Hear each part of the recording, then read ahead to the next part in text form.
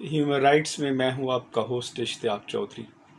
ناظرین، جس طرح مہنگائی بڑھ رہی ہے اور افراط زر بڑھ رہا ہے اور ہمارا روپیہ جو پاکستانی کرنسی ہے وہ ڈی ویلیو ہو رہی ہے، ڈالر ایسے لگ رہا ہے جیسے وہ پاکستانی روپے کو کھا رہا ہے۔ یہ کیا صورتحال ہے؟ اور اس صورتحال میں جو ارباب اختیار ہیں، جن کے ہاتھ میں یہ سارا کنٹرول ہے، وہ کیا کہتے ہیں؟ علی رضا باکر صاحب جو گورنر اسٹیٹ بینک ہیں، انہوں نے اس ساری صورتحال کے اوپر ایک عجیب سا کمنٹ کیا کہ آپ حیران ہو جائیں گے کہ کیا علی رضا باکر صاحب جو ہے وہ اسٹیٹ بینک آف پاکستان کے گورنر ہیں یا وہ آئی ایم ایف کے گورنر ہیں۔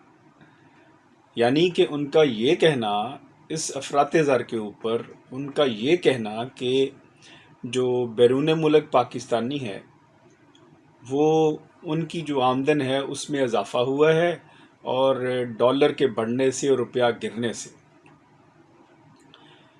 آپ کیا کہہ رہے ہیں؟ آپ اپنے ہی جو روپیہ ہے آپ اس کو ڈی ویلیو کر رہے ہیں، اور اس ڈی ویلیو پہ ماتم کرنے کی بجائے آپ اس کی تعریف کر رہے ہیں کہ پیسہ جو ہے وہ ڈی ویلیو ہوا ہے۔ یہ ایسے ہی ہے جیسے یہ کہنا اگر کہ بہت سارے لوگ زخمی ہو رہے ہوں یا بیمار ہو رہے ہوں اور وہ آپ یہ کہیں کہ جو ڈاکٹر ہیں ان کی کمائی میں اضافہ ہو رہا ہے لہٰذا آپ کو خوش ہونا چاہیے، یا یہ کہیں کہ بہت زیادہ لوگ مر گئے ہیں، وفات پا گئے ہیں، تو آپ یہ کہیں کہ جن کا کاروبار جو ہے وہ وابستہ ہے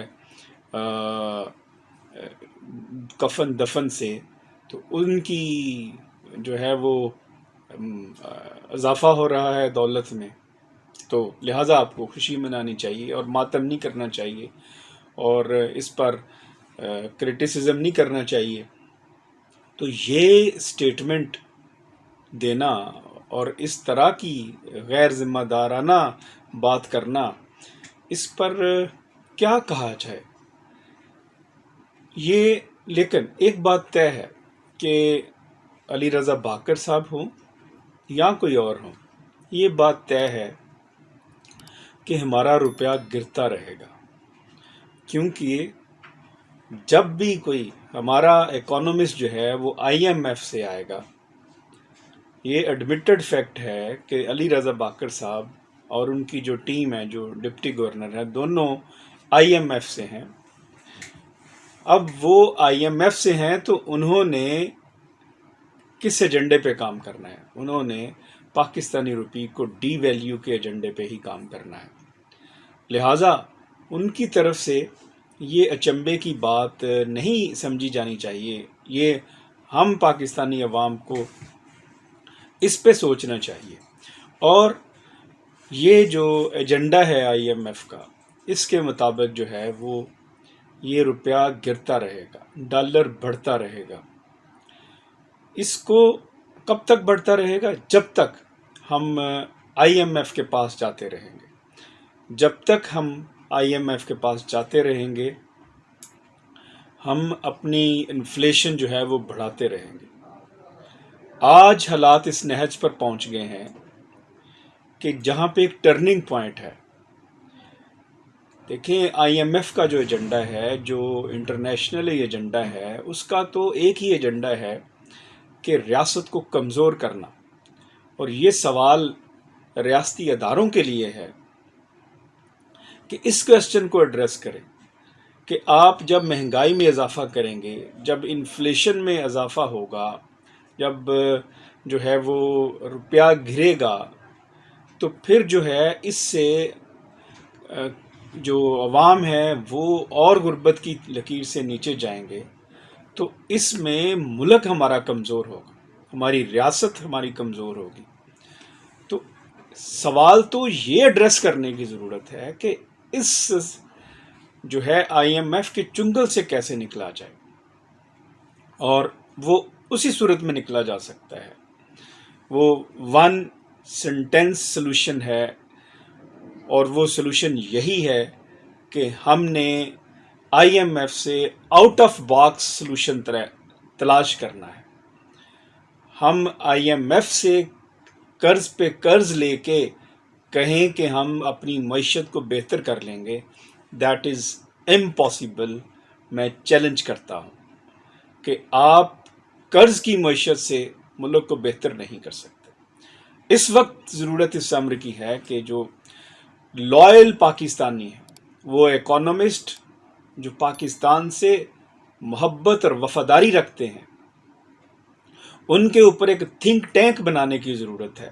اور اس تھنک ٹینک کے سامنے صرف سنگل لائن ایجنڈا ہو کہ ہمیں بتائیں کہ ہم نے آؤٹ آف باکس ہمارے پاس کیا سلوشن ہے آئی ایم ایف سے باہر آ کر، کہ ہم اپنے ملک کو سیلف ریلائنس کی طرز کے اوپر آگے لے کے آئیں. ہمیں بس ایک ہی سلوشن چاہیے، ہمیں آئی ایم ایف سے چھٹکارا چاہیے، اور ہم قرضے دیں گے آئی ایم ایف کے جو لیے ہیں، لیکن ہمیں وہ حل دیں جو ہمیں آؤٹ آف باکس ہو آئی ایم ایف سے، اور وہ حل تلاش کر کے دیں. تو کوئی کچھ بعید نہیں ہے کہ پاکستان کے اکانومسٹ جو ہے وہ حل تلاش کر کے دیں. اور اس کا حل کیا ہے؟ مطلب اگر آپ خود بھی دیکھیں، جتنا امپورٹ بل ہے، بڑی سادہ سی بات ہے، جتنا امپورٹ بل ہے آپ کا $70 ارب سے زیادہ، وہ آپ کم کر دیں تو آپ کا روپیہ بھی نہیں گرے گا، آپ کی جو ہے وہ سٹیبل بھی اکانومی رہے گی. اب وہ کم کرنے کے لیے کیا کرنا پڑے گا؟ کیونکہ اس کو کم کرنے کے لیے یہ جو آپ کی گاڑیاں ہیں، جو اربوں کی آپ گاڑیاں منگواتے ہیں ہر سال، ministers, chief ministers, prime minister, بڑے بڑے جو عہدوں پر برجمان ہیں، جو بڑی بڑی گاڑیاں منگواتے ہیں. اور ابھی چند روز پہلے وزیر اعلیٰ پنجاب صاحب نے نیا ہیلی کاپٹر منگوانے کی بات کی، اور ان کے 7 ارب سم تھنگ جو ہے وہ سینکشن ہو رہی ہے کہ نیا ہیلی کاپٹر چاہیے وزیر اعلیٰ کے لیے. موبائل انڈسٹری جو ہے وہ بہت بڑا امپورٹ بل ہمارا موبائل انڈسٹری کا ہے. مہنگے ترین موبائل جو ہے وہ چاہیے بڑے بڑے لوگوں کو. تو یہ جب تک امپورٹ بل کم نہیں ہوگا، اور جب تک اس آئی ایم ایف سے باہر آ کے ہمیں کوئی سلوشن نہیں ملے گا، تب تک ہماری معیشت اسی طرح دیگر گوں رہے گی، اور اسی طرح یہ مزید جو ہے وہ بد سے بدتر ہوگی. It's very unfortunate. لیکن یہ حکمران طبقہ نہیں کرے گا. جو اشرافیہ ہے اس کو اس سے غرض نہیں ہے کہ ڈالر 200 پہ چلا جاتا ہے، ڈالر حدیں کراس کر جاتا ہے. اشرافیہ کو غرض نہیں ہے، کیونکہ ان کا یہ مسئلہ نہیں ہے، کیونکہ انہوں نے تو وہ جتنا لینا ہے قرض، اس قرض کے اوپر عیاشی کرنی ہے، اس قرض کے اوپر جو ہے وہ خون چوسنا ہے. اور سفر کس نے کرنا ہے؟ وہ 98% جو عوام ہیں، غریب عوام پاکستان کے جو ہے وہ ہر گزرتے دن کے ساتھ جو ہے وہ جو سفر کر رہے ہیں، جو پریشان ہیں، جن کا کوئی پرسان حال نہیں ہے. اس صورتحال میں اگر عمران خان صاحب آپ واقعہ ہی لائل ہیں پاکستان سے، تو آپ بلائیے پاکستان کے لائل اکانومسٹ کو، اور ان پر مشتمل جو ہے وہ تھنک ٹینک ترتیب دیں، جس کے سامنے ایک ہی ایجنڈا ہو کہ پاکستان کو آئی ایم ایف سے نکال کے امپورٹ بل کم کر کے کس طرح معیشت کو اپنے پاؤں پہ کھڑا کرنا ہے. اگر آپ ایسا نہیں کرتے تو پھر ہم سمجھیں گے کہ آپ کی لائلٹی بھی کوسچن مارک ہے، یا پھر آپ جن میں گھرے ہوئے ہیں وہ سب کے سب جو ہیں وہ مافیا ہیں، اور اس ملک کے وہ دشمن ہیں، اس ملک کے ساتھ وہ مخلص نہیں ہیں، وہ اس ملک میں معیشت کی بہتری نہیں چاہتے، وہ اس ملک میں عوام کی زندگی کو بہتر کرنا نہیں چاہتے، وہ اس ملک میں پراسپیرٹی نہیں چاہتے، وہ اس ملک میں عام آدمی کے حالات بہتر ہونا دیکھنا گوارا نہیں کرتے۔ اب عوام کے لیے بھی اس میں بہت سارا سبق ہے دیکھنے کا، سوچنے کا، کہ کیا ہم اسی طرح جو ہے وہ حکمران طبقہ کے آگے جو ہے وہ التجائے کرتے رہیں گے، اور حکمران طبقہ اسی طرح جو ہے وہ انفلیشن کے ساتھ مارتا رہے گا، خون نچوڑتا رہے گا۔ اس پر سوچ بچار کرنے کی ضرورت ہے۔ جب تک پاکستان کے اندر ایک حقیقی معنوں میں ورکنگ کلاس سے لیڈرشپ سامنے نہیں آ جاتی، اس وقت تک عوام کا یوں ہی استحصال ہوتا رہے گا۔ عوام کو اس سے بھی بڑھ کر مصائب و آلام کا سامنا کرنا پڑے گا۔ اس سب مصائب و آلام سے اور اس ساری مافیا کے نجات صرف اسی صورت ممکن ہے جب ورکنگ کلاس کی لیڈرشپ سامنے آئے اور اس قوم کی باغ دوڑ سنبھالے، جس کو احساس ہو کہ وہ ورکنگ کلاس سے ہے، جس نے غربت دیکھی ہو، تو پھر اس کو غریب کا احساس ہو سکتا ہے۔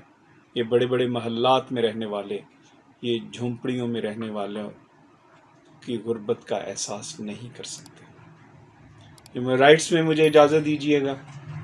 اللہ رب العزت پاکستان کی حفاظت فرمائے اور محب وطن لوگوں کو تاریخ کے اس موقع پر جو ہے وہ متحد دھونے کی توفیق عطا فرمائے، تاکہ پاکستان آگے بڑھے، پھلے پھولے۔ والسلام۔